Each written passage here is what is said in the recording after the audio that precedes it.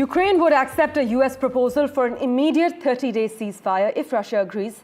This is what Kiev and Washington have said.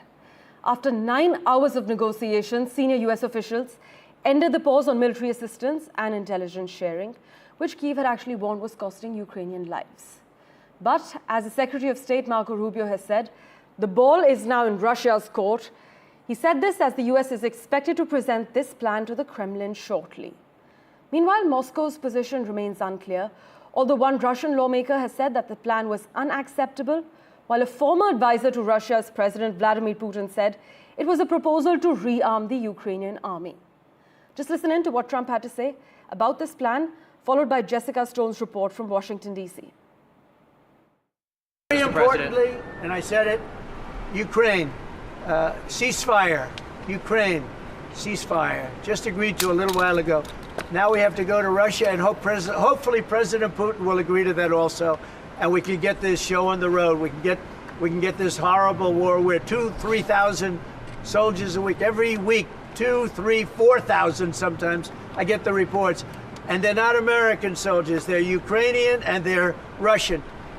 But people are being killed outside of that. People are being killed in the cities as things explode throughout the cities.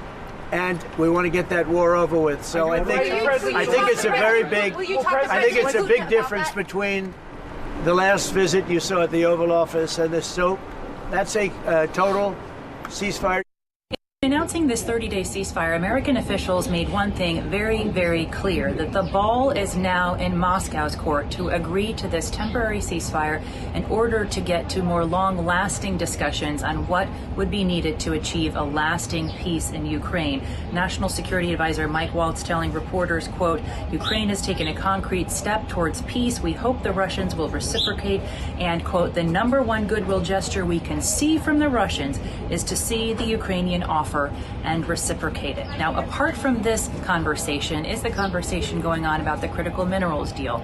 We understand that that is a separate line of negotiation, that it continues between the Ukrainians and the Americans, even at this hour, and that every indication is that agreement will be signed, and that is part of what U.S. President Donald Trump is offering as a security guarantee. It is unclear in the ultimate next phase of negotiations, should we get there, what kind of security guarantees the U.S. is prepared to offer, because historically we have not heard that President Trump is interested in offering any, but that Europe has been asked to move forward to guarantee the peace on the ground. However, Moscow has said very clearly it does not want peacekeepers in Ukraine, and yet that is a contingency that the Ukraine definitely wants to have before agreeing to any potential peace deal. So for now, the talks hopefully will move forward, provided that Moscow agrees to this latest ceasefire deal.